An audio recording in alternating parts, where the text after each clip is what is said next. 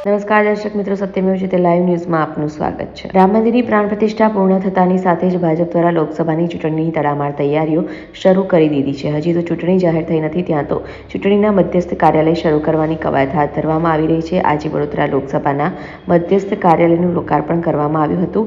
કારેલીબાગ ખાતે લોકાર્પણ કાર્યક્રમમાં સાંસદ, ધારાસભ્ય, નગરસેવકો સહિત સંગઠનના કાર્યકરો ખાસ હાજર રહ્યા હતા। આજે ભારતીય જનતા પાર્ટીના રાષ્ટ્રીય અધ્યક્ષ શ્રી નડ્ડાજીની ઉપસ્થિતિમાં અને માનનીય મુખ્યમંત્રી શ્રી ભૂપેન્દ્રભાઈ અને માનનીય પ્રદેશ અધ્યક્ષ શ્રી સી.આર. પાટીલ સાહેબના ઉપસ્થિતિમાં ગાંધીનગર સંસદીય મતક્ષેત્રના ઉદ્ઘાટન સાથે 26 લોકસભા સંસદીય મતક્ષેત્રના મધ્યસ્થ કાર્યાલયનું ઉદ્ઘાટન કરીને ભારતીય જનતા પાર્ટી આગામી દિવસોમાં આ લોકસભાની ચૂંટણી માટે માનનીય નરેન્દ્રભાઈ મોદીને ફરી એકવાર દેશના વડાપ્રધાન બનાવવા માટે ગુજરાતમાં ભારતીય જનતા પાર્ટીનું સંગઠન અને ચૂંટાયેલા લોકો સંપૂર્ણ રીતે તૈયાર છે।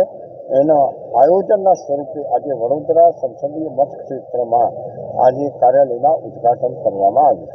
5,80,000થી વધુ મતોથી રંજનબેન રેકોર્ડ બ્રેક થયા હતા।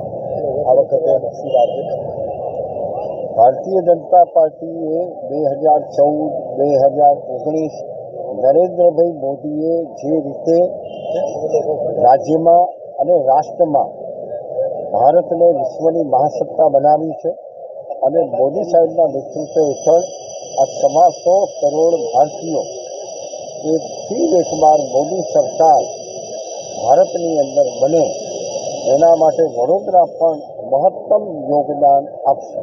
400 ટાર્ગેટો તો લાગે છે, 400 આ વખતે તમામ પ્રકારના રેકોર્ડો તૂટીને ભૂતકાળમાં ક્યારેય કોઈને ન મળ્યા હોય એવા નવા રેકોર્ડ સાથે મોદી સાહેબ દેશના વડાપ્રધાન બનશે।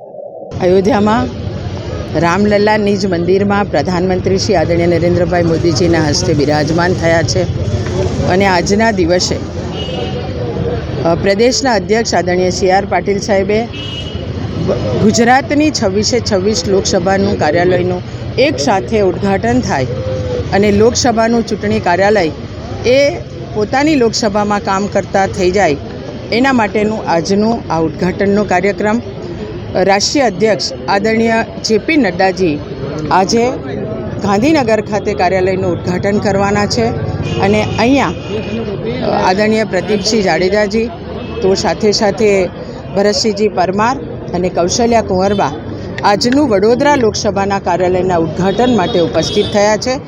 સૌ કાર્યકર્તા વડોદરા શહેર જિલ્લા એટલે કે લોકસભાના કાર્યકર્તાઓ સૌ આ કાર્યાલયના ઉદ્ઘાટનમાં ઉપસ્થિત રહ્યા છે।